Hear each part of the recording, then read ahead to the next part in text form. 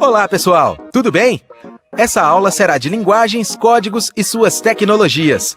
E vamos trabalhar a habilidade de reconhecer a função e o impacto social das diferentes tecnologias da comunicação e informação.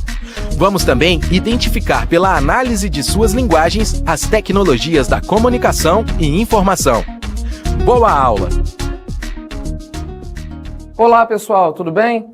Eu sou Eduardo Valadares, professor de Língua Portuguesa e Redação. Estamos aqui para mais uma aula de número 23. Tratarmos dessa vez de duas habilidades propostas, cobradas na prova do Enem, no nosso concurso do final do ano. Na área de linguagens, de seus códigos e suas tecnologias, as duas habilidades que vamos tratar visam a falar das tecnologias da comunicação e informação. Vamos ver como é que as habilidades tratam? Reconhecer a função e impacto social das diferentes tecnologias da comunicação e informação. Um rápido panorama. No mundo contemporâneo, estamos rodeados por aparelhos, objetos e instrumentos que possibilitam a nossa comunicação, além da armazenagem e divulgação de informações. Sem esses elementos, a nossa sociedade estaria descaracterizada. Cumpre-nos, por isso, analisar essas tecnologias de comunicação e informação para entender suas peculiaridades e seu impacto na nossa sociedade.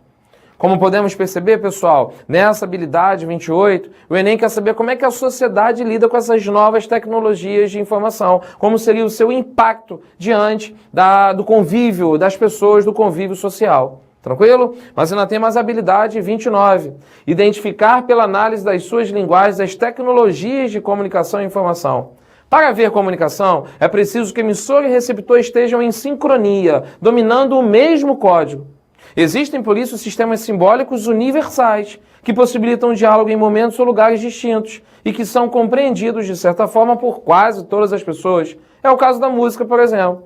Então, a habilidade 29, ela quer saber como é que nós analisamos essas linguagens. Como nós mesmos comentamos, é importante que emissor e receptor estejam em sincronia, se utilizando do mesmo código. Senão passa a ver o que nós chamamos de ruído de comunicação. O emissor trata de uma mensagem e essa mensagem chega truncada, distorcida até o receptor.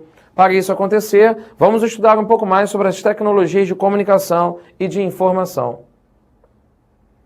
No entanto, cada tecnologia de informação e comunicação ela pode utilizar linguagens próprias, trabalhando a nossa percepção de mundo a partir de diferentes referenciais. Uma revista, por exemplo, pode utilizar elementos verbais e não verbais para transmitir uma ideia. Quando o meio apela simultaneamente para mais de um sentido humano para transmitir informação ou para possibilitar a comunicação, dizemos que se trata de um recurso multimídia. A televisão, que apela para a visão e para a audição, é exemplo desse tipo de instrumento. Conseguem perceber? Por que a televisão seria chamada então de um veículo multimídia? Porque ela consegue apelar tanto para o sentido da audição quanto da visão. Você tem as duas linguagens sendo trabalhadas para que o receptor tenha a mensagem decodificada. Vamos analisar um caso? Acompanhe o texto abaixo comigo. A discussão sobre o fim do livro de papel, com a chegada da mídia eletrônica, me lembra a discussão idêntica sobre a obsolescência do folheto de cordel. Os folhetos talvez não existam mais daqui a 100 ou 200 anos, mas mesmo que isso aconteça, os poemas de Leandro Gomes de Barros ou Manuel Camilo dos Santos continuarão sendo publicados e lidos em CD-ROM, em livro eletrônico, em chips quânticos, sei lá o quê. O texto é uma espécie de alma imortal, capaz de reencarnar em corpos variados, página impressa, livro em braille, folheto, coffee table book, cópia manuscrita, arquivo PDF. Qualquer texto pode se reencarnar nesses e em outros formatos. Não importa se é Moby Dick ou Viagem à Ação Saruê, se é Macbeth ou livro de piadas de Cacete e Planeta. Novas tecnologias de informação e comunicação sempre são criadas, abrindo as possibilidades de acesso ao conhecimento humano. Repare que o autor, ao refletir sobre a possível extinção do livro impresso e o surgimento de outros suportes em via eletrônica, o cronista manifesta o seu ponto de vista, defendendo uma opinião. Os textos continuarão vivos e passíveis de reprodução em novas tecnologias, mesmo que os livros desapareçam. Dessa maneira, então, pessoal, a gente pode dividir as tecnologias de comunicação e de informação em algumas categorias. Vamos conhecer que categorias são essas? Os três grandes grupos para efeitos didáticos. As tecnologias gráficas, as tecnologias eletroeletrônicas, as tecnologias da informática. Vamos a alguns exemplos? Um exemplo de uma tecnologia gráfica seriam, por exemplo, os jornais. Os jornais, papéis que surgiram desde o século XIX, entrada do século XX, a tecnologia gráfica seria o uso do jornal, por exemplo. Já uma tecnologia eletroeletrônica seria justamente o uso da televisão. A televisão usando seus recursos de multimídia, apelando para a visão, para a audição. A televisão seria um grande exemplo de uma tecnologia eletroeletrônica. Um exemplo de tecnologia da informática é o que a gente tem em peso hoje, nossa comunicação informática. Nossa comunicação pela internet. No caso, olha só o que a gente tem de diferenças. Antigamente, as notícias elas eram muito mais demoradas, digamos assim. A notícia que surgia hoje, por exemplo, você só tinha a ciência dela um dia depois, 2 dias depois. A televisão já trouxe um pouco mais de rapidez à questão da transmissão da informação. O que se diga bem mais, então, com o uso das tecnologias da informática, ok? A internet te dá a informação naquele instante. Você quer saber como é que uma cidade está naquele momento? Entra na internet, a internet te dá a informação super atualizada. Essa seria a principal diferença entre as 3 tecnologias. Uma mais aprofundada, uma mais momentânea, uma outra que tem mais recursos de apelo para você entender a mensagem a ser passada. Consegue compreender? Como seria que as características da linguagem nos meios virtuais? Como é que a gente consegue reparar essas cobranças de prova? De uns tempos para cá, os vestibulares têm se inovado bastante para cobrar essa linguagem nova, essa cobrança nova dos vestibulares. Uma cobrança muito nova que os vestibulares têm cobrado é sobre o conceito do hipertexto. Olha o que diz. O hipertexto. Tradicionalmente, um texto é escrito de forma sequencial, de cima para baixo, da esquerda para a direita. Há, no entanto, a possibilidade dele ser organizado de forma mais complexa para poder ser lido em múltiplos e simultâneos níveis, a critério do receptor, que pode, ativa e livremente, selecionar o rumo de sua navegação textual, sem se prender a sequências fixas.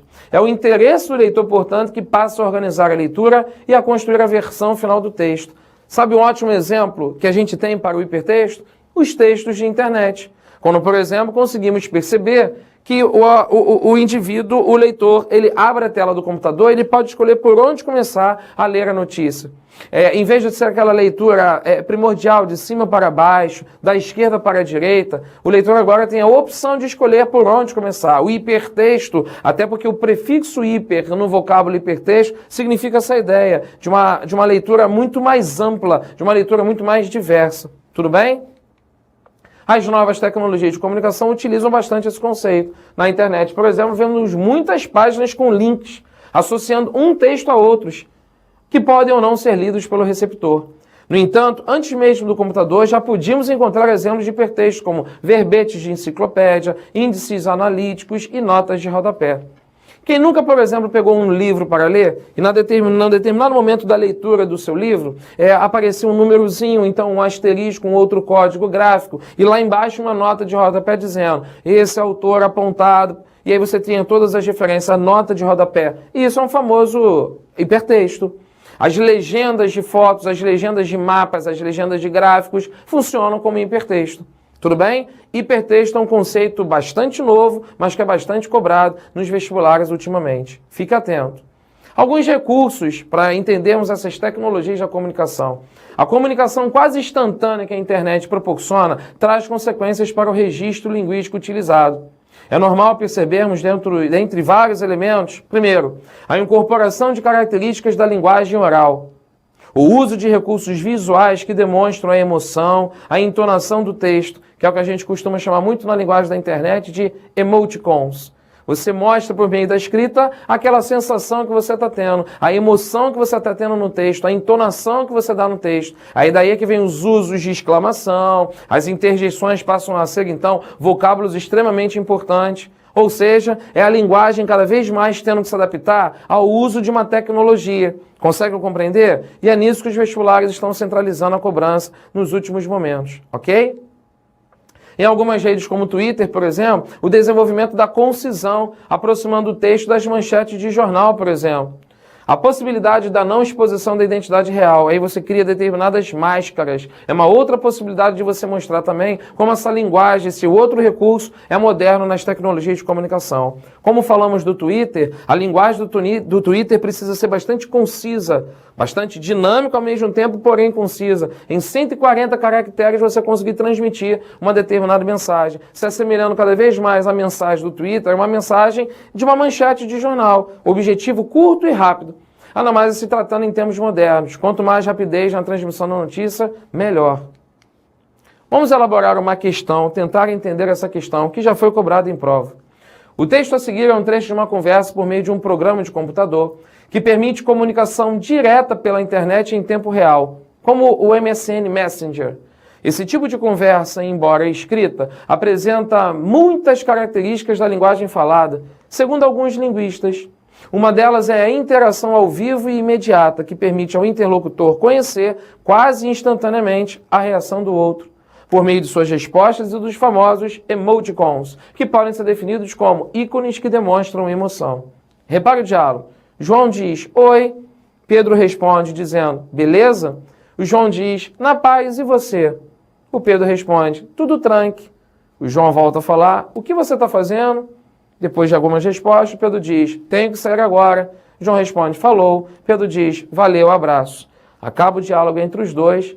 Olha a questão que pergunta. Para que a comunicação, como no MSN Messenger, se dê em tempo real, é necessário que a escrita das informações seja rápida. O que é feito, nesse caso, por meio de quê? Primeira opção, frases completas escritas cuidadosamente com acentos e letras maiúsculas, como o que você está fazendo? Letra B, frases curtas e simples como tudo tranque, com abreviaturas padronizadas pelo uso como você, valeu. Letra C, uso de reticências no final da frase para que não se tenha que escrever o resto da informação. Estruturas coordenadas como na paz e você.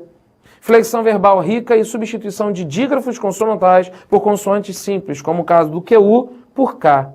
Se você reparar nas opções que temos, o que torna necessária a escrita das informações seja rápida, isso é feito por meio de frases completas, escritas cuidadosamente com acento. Cadê o acento, inclusive, nessa sentença que você está fazendo? Pelo contrário, a omissão do acento é que torna, inclusive, a fala mais dinâmica, ok? Na opção da letra B, frases curtas e simples como tudo tranque, com abreviaturas padronizadas como VC, que seria a abreviatura do você, o VLW, a abreviatura do valeu.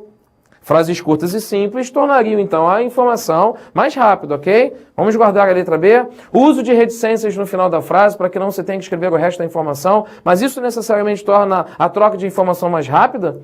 Estruturas coordenadas como na paz e você. Quanto mais coordenada a estrutura, será que também mais rápida? É isso que necessariamente torna essa mensagem mais rápida? E, por fim, a flexão verbal rica e a substituição de dígrafos consonantais. Em vez de você usar o QU, por consoantes simples, usar o K. Será que isso que torna a linguagem mais rápida? Vejamos qual foi a resposta. Letra B. Frases curtas e simples como tudo tranque, com abreviaturas padronizadas. É nítido, é normal hoje em dia você se comunicar se utilizando muito mais o você, utilizando o VLW. Isso faz com que você digite menos letras, menos palavras consequentemente, e com isso a linguagem se tornando muito mais dinâmica, muito mais rápida. Deu para entender, pessoal? Na verdade, o uso das tecnologias de comunicação e informação é o que, na verdade, já utilizamos no nosso dia a dia para nos comunicar, para nos informar. Mas os vestibulares estão querendo saber quais são as ferramentas, quais são os instrumentos que estamos utilizando para poder cada vez mais estarmos conectados a essas novas tecnologias. Tudo bem? Estudem bastante esse tópico, é uma habilidade bastante cobrada na prova do Enem. Nos vemos na próxima aula. Um grande abraço. Tchau, tchau. Para desenvolver melhor essas habilidades, consulte a ficha de estudo número 23. Bom estudo e até a próxima aula!